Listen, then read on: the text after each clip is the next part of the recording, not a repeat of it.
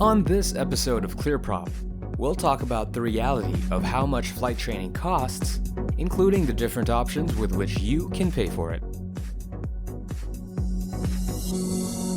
Flight training is basically not cheap. It is expensive.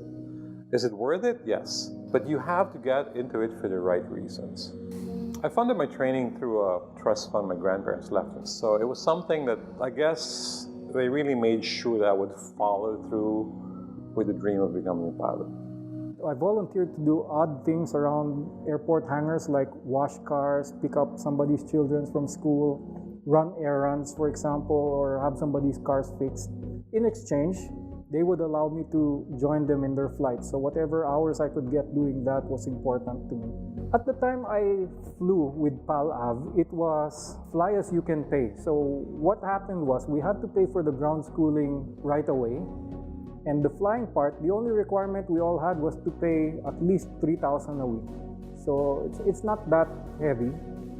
The whole thing must have cost maybe about $400,000, but we're talking something like pre-oil crisis, pre-Iraq war. Flight training in Canada is cheaper as compared to the Philippines. The general aviation industry is very, very well established in Canada. So airplanes are cheaper, gasoline is cheaper. The per hour cost of the operating an airplane is much, much cheaper. There are a lot more options for would-be flyers to get their rating. So they could choose, they could enter a training program through a college, which is 70% government subsidized. The advantage of that is you could complete your rating much, much faster in a structured program, all the way up to your frozen ATPL. And then for others in which finances are a little bit more difficult, you could also fly on the side. You join a flying club, do a couple of flights with an instructor, and then you finish your way through all the way to your CPL piece by piece.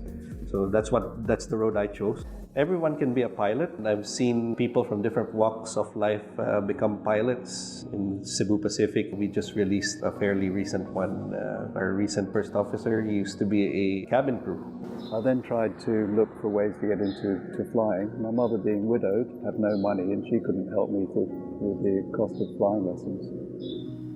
But I found out that British Airways sponsored cadets, school leavers, to learn to fly and then took them into the airline. I thought that sounds like the thing to do. So I got interviews with British Airways and I got accepted for a course in September when I was 19 years old, I believe it was. And I did my an engineering degree and I kept applying and I kept applying for British Airways. And then 6 years after being turned down, I got a place at the school. So I gave up an engineering job that I had then and went to BA school and learned to fly.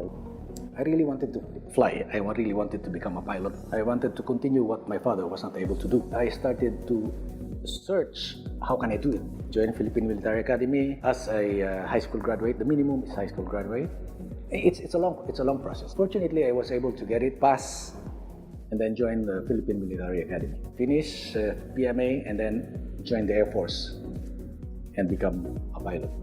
I decided to enter the academy and serve and follow the footsteps of my dad, who is also a naval officer. That's where I learned if I choose the Navy as my branch of service. The Navy has a ground force, which is the Marines. If you want to continue serving the Navy, we have the floating assets like the warships and different type of vessels. Or if you want to fly, you can join the Naval Air Group.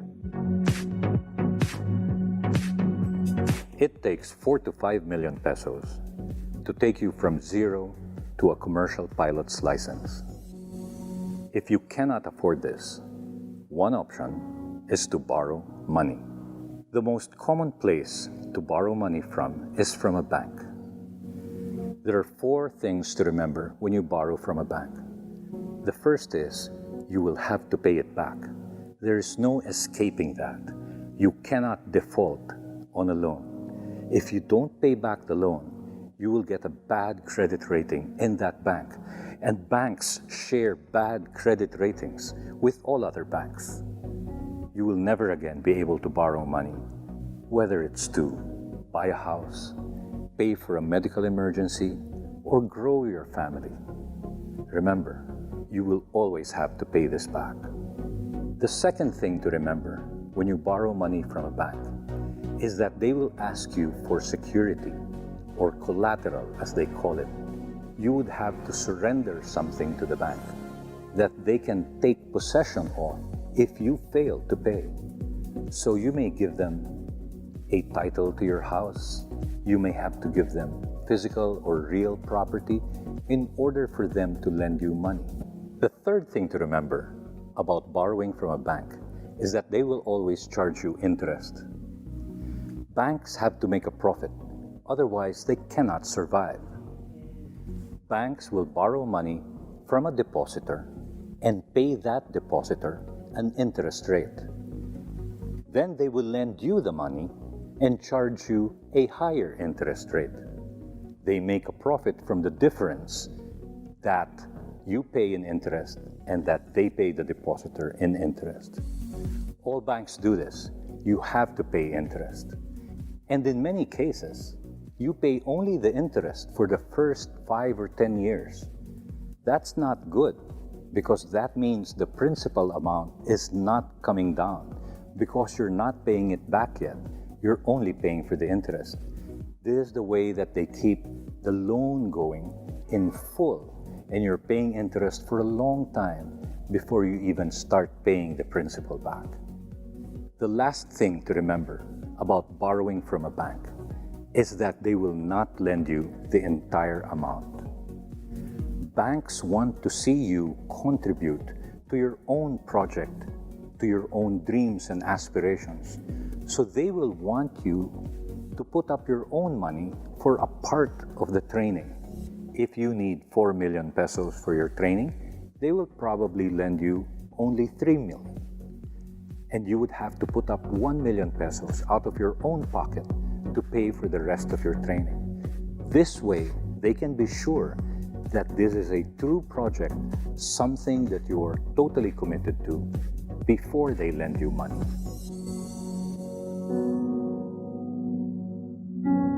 If you want to become a pilot, be sure you love the profession. Be sure you like it. It's not just for wearing the uniform. It's beyond that.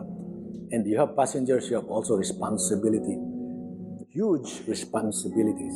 Love what you do and have the passion to do it. And by passion, it means working hard, irregardless of where you come from or how much resources you have. If you love what you do and you really, really want to achieve it, you will always find a way. We have something like a passion. Like when somebody develops a passion for flying and excitement, there is no boundaries and there is no hindrances. You know, if you have this passion inside of you, then you can find ways to fulfill all your dreams. If you're going to do something, you might as well do it the best you can.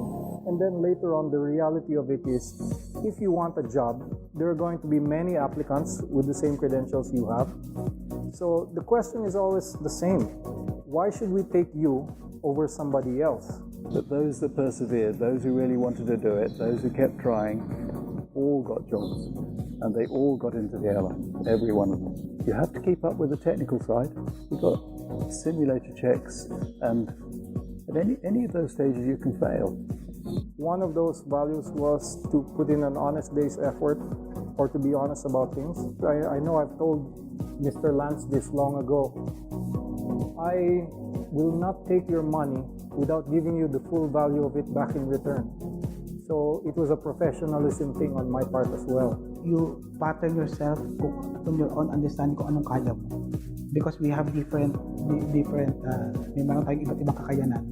Don't be in a rush to get into the airline. You will benefit more than you can possibly know by learning more and more about aviation and general aviation itself. Fly in as many little planes as you can get in. Build your hours up, get your ratings, go down to a flying club. What do you need to do to be really good? Well, it involves doing a lot of things that you normally don't like doing.